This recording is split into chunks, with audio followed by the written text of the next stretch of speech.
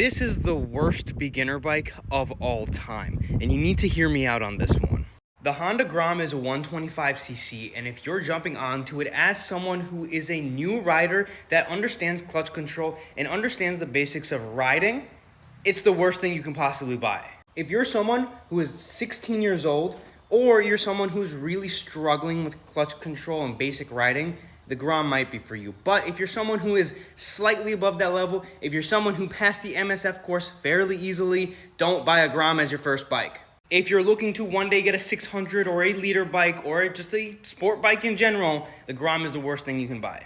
The Grom doesn't teach you proper throttle control, doesn't teach you the proper techniques of leading into corners, and it teaches you how to pin a bike 24/7. Because let's be real, the Grom's going to be pinned on US streets basically every single minute of the ride.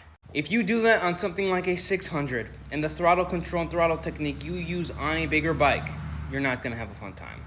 The Grom doesn't teach you the techniques that you need in order to ride a bigger motorcycle. If you're someone who's just looking to get into riding a Grom and that's all you want, good on you, buy the Grom. If you're someone who's eventually one day looking to upgrade to a bigger bike, do not start on a 125 Grom.